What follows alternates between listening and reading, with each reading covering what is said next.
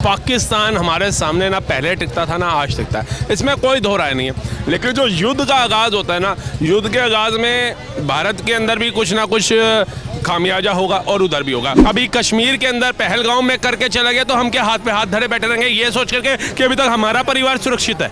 लेकिन क्या हम ये सोचेंगे कि कब तक सुरक्षित है? सोफिया कुरैशी मैडम को दिल से सैल्यूट है। बनाना है ना अपने लड़के को हमीद अंसारी बनाओ, वीर अब्दुल हमीद बनाओ। सॉरी, हमीद अंसारी तो मत बनाना साला, फिर गालियां खाओगे। वीर अब्दुल हमीद बनाओ।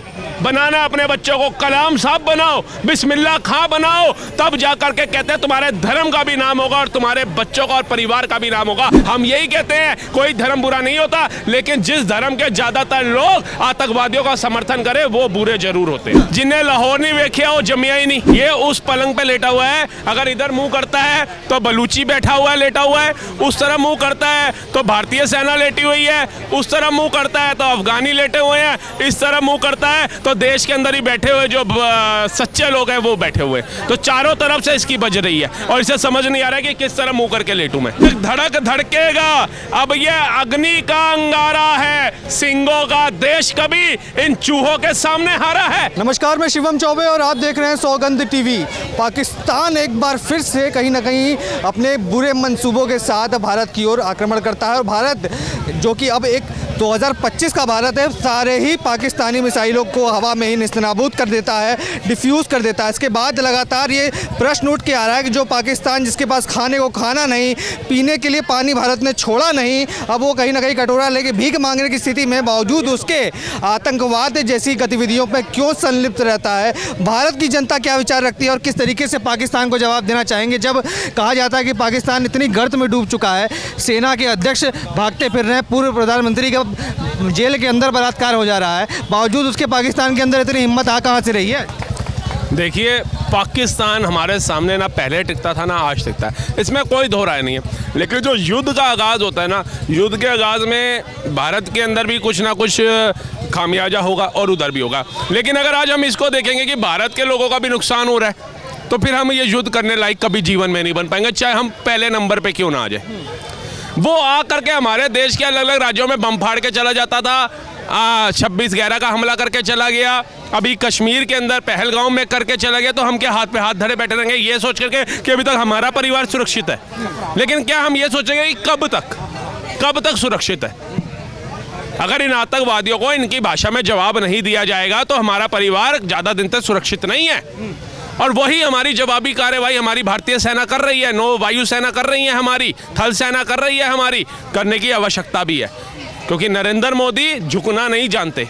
उनका इतिहास भर रखा है कि जब जब उनको किसी ने छेड़ा है तो उन्होंने तरीके से कार्रवाई घर में घुस के करी है। घर में घुस के कार्रवाई की है। पाकिस्तान जिस अपने मिसाइल्स की जो दुहाई देता था, जो बताता था कि हम कितने सक्षम हैं, F-16 अमेरिका का है, J-17 चाइना का है, सारे ही विमानों को तो भारत में निस्तनाबूद करके उसको डिफ्यूज़ करके उसको फाड़ दिया गया। अभी भी क्यों इतना जो कह सकते हैं कि हिम्मत जग रही है? क्या है बचा पाकिस्तान के पास? कुछ बचा है क्या? देखिए, आज मेरे दिल में ना नरेंद्र मोदी जी के लिए इतना सम्मान बन गया और बढ़ गया है ना कि मैं जितनी प्रशंसा करूं मेरी कम। 2014 से लेकर 2024 तक के चुनाव में मैंने नरेंद्र मोदी जी को वोट दिया था ना, वो कहीं ना कहीं कारगर साबित हुआ। क्योंकि अगर नरेंद्र मोदी नहीं होते तो मुझे लगता है कि आज ये S-416 भी नहीं होता, ये राफेल भी नहीं होता, क्योंकि विपक्ष तो राफेल को लेकर के कोर्ट में चला गया था नरेंद्र मोदी के खिलाफ कि ये देश के लिए जरूरी चीजें नहीं थी, आज वही बचाने का हमारी है। अगर नरेंद्र मोदी नहीं होते तो मुझे लगता है बुलेट प्रूफ जैकेट नहीं होती, सेना को छूट नहीं होती, क्योंकि जो लोग अपने कार्यकाल में सेना को पत्थर खिलवा रहे थे, जो अपने कार्यकाल में सेना के हाथ बांध करके रखते थे,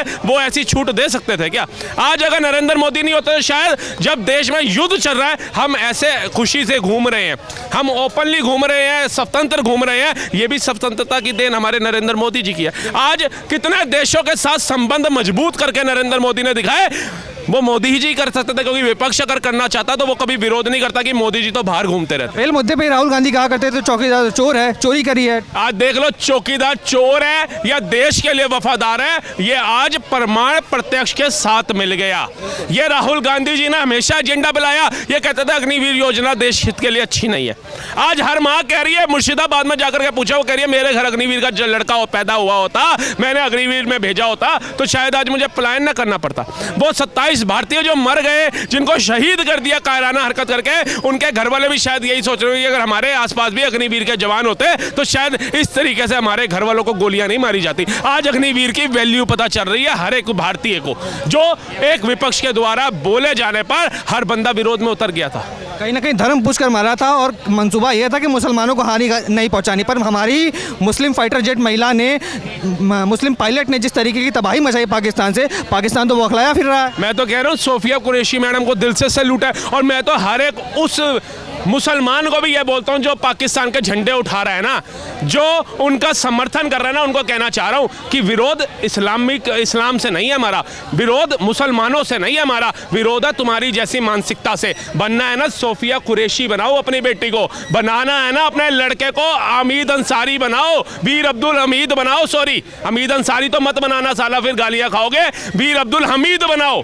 बनाना अपने बच्चों को कलाम साहब बनाओ, बिस्मिल्लाह खां बनाओ, तब जा करके कहते हैं तुम्हारे धर्म का भी नाम होगा और तुम्हारे बच्चों का और परिवार का भी नाम होगा। कहा तुम अफजल के जनाजों में जाते हो, कसाब के जनाजे में जाते हो, एक फूल जा करके कलाम साहब की कब्र पे चढ़ा करके आओ, दिल में अपने आप जगह मिलेगी। हम यही कहते हैं कोई धर्म बुरा नहीं होता, लेकिन जिस धर्म के ज्यादातर लोग आतंकवादियों का समर्थन करें वो बुरे जरूर होते हैं। अब लोग पूछ रहे हैं कि जब इतनी कार्रवाई आगे बढ़ी चुकी है तो अगली छुट्टियां बनाने लाहौर में कब जा पाएंगे? बिल्कुल, हमारे तो पंजाबियों में कहावत है, जिन्हें लाहौर नहीं वेखिया वो जमिया ही नहीं। और ये हमारे बुजुर्ग सुनाते थे, शायद हमारी जैसी पीढ़ी को लाहौर देखने का फायदा मिल जाए, मजा आ जाए, वहाँ पे आइसक्रीम खा करके आए, जैसे हमारे देश का एक जवान खाने की बात कर रहा है, उसके साथ खड़े होकर के हम भी खाएंगे और दिल से सैल्यूट भी करेंगे अपनी भारतीय सेना को। पाकिस्तान इस समय बुरी तरीके से फंसा हुआ है। एक तरफ बलूचिस्तान और बलूच लोगों ने पाकिस्तान पर शिकंजा करना शुरू कर दिया है, आर्थिक रूप से पाकिस्तान चरमरा ही चुका है, और भारत भी कहीं ना कहीं अपनी सैन्य कार्रवाई से पाकिस्तान को घुटनों पर लाने का काम कर रहा है। कितने दिन अगर युद्ध होता है तो आपको क्या लगता है पाकिस्तान क्या 1-2 दिन भी टिक पाएगा भारत के सामने? ये उस पलंग पे लेटा हुआ है, अगर इधर मुंह करता है तो बलूची बैठा हुआ है लेटा हुआ है, उस तरफ मुंह करता है तो भारतीय सेना लेटी हुई है, उस तरफ मुंह करता है तो अफगानी लेटे हुए हैं, इस तरफ मुंह करता है तो देश के अंदर ही बैठे हुए जो सच्चे लोग हैं वो बैठे हुए, तो चारों तरफ से इसकी बज रही है और इसे समझ नहीं आ रहा है कि किस तरह मुंह करके लेटूं मैं। लोग कह रहे हैं कि अब तो सिंदूर का तो बदला हो गया, सुहागरात और मेहंदी की रस्म बाकी है, उसमें क्या होने वाला है? वहां तो ये पहुंचेगा ही नहीं। सिंदूर जो महिला का सिंदूर है ना, उसमें बड़ी ताकत है। कहते हैं माँ सीता ने एक बार सिंदूर लगा रही थी और बजरंग बली हमारे हनुमान जी चले गए, कह रहे माँ ये तुम ये क्या लगा रही हो मांग में?